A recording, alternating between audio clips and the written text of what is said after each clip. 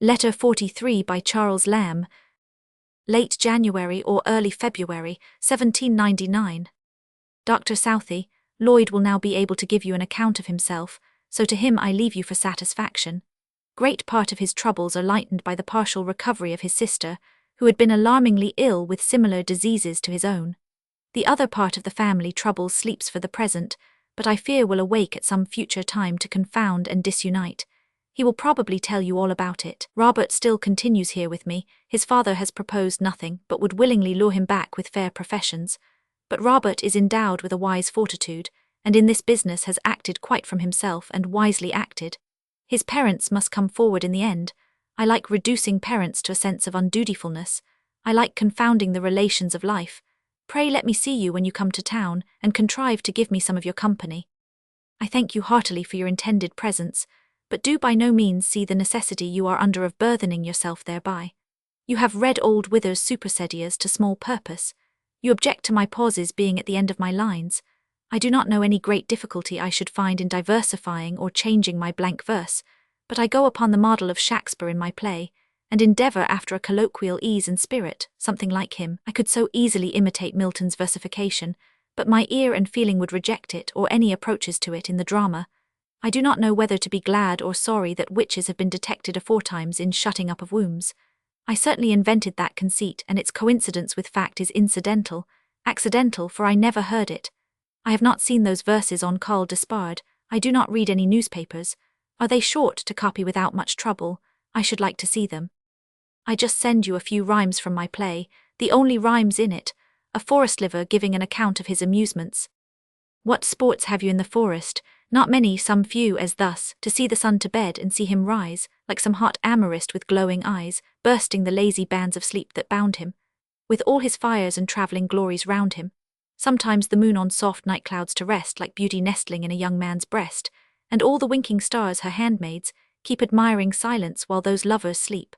Sometimes outstretched in very idleness, not doing, saying little, thinking less, to view the leaves, thin dancers upon air go eddying round, and small birds how they fare when Mother Autumn fills their beaks with corn, filched from the careless Amalthea's horn, and how the woods berries and worms provide without their pains, when earth hath not beside to answer their small wants. To view the graceful deer come trooping by, then pause and gaze, then turn they know not why, like bashful younkers in society, to mark the structure of a plant or tree, and all fair things of earth how fair they be, and see and see. I love to anticipate charges of unoriginality. The first line is almost Shakespeare's. To have my love to bed and to arise. Midsummer Night's Dream, Roman 3, I 174.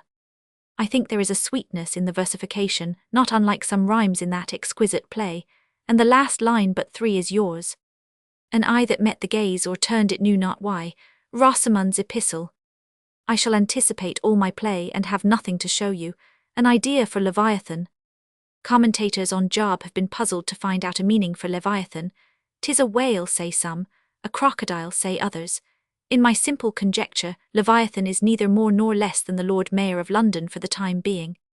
Rosamund sells well in London, maugre the non-reviewal of it. I sincerely wish you better health, and better health to Edith, kind remembrances to her. If you come to town by Ash Wednesday, February 6, you will certainly see Lloyd here. I expect him by that time. My sister Mary was never in better health or spirits than now.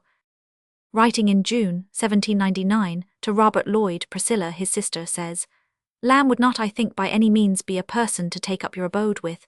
He is too much like yourself. He would encourage those feelings which it certainly is your duty to suppress. Your station in life, the duties which are pointed out by that rank in society which you are destined to fill, differ widely from his. When next we hear of Robert Lloyd, he has returned to Birmingham, where his father soon afterwards bought him a partnership in a bookselling and printing business. Col Despard. I have not found the verses. Colonel Edward Marcus Despard, after a career that began brilliantly, was imprisoned in the spring of 1798, and executed for high treason in 1803.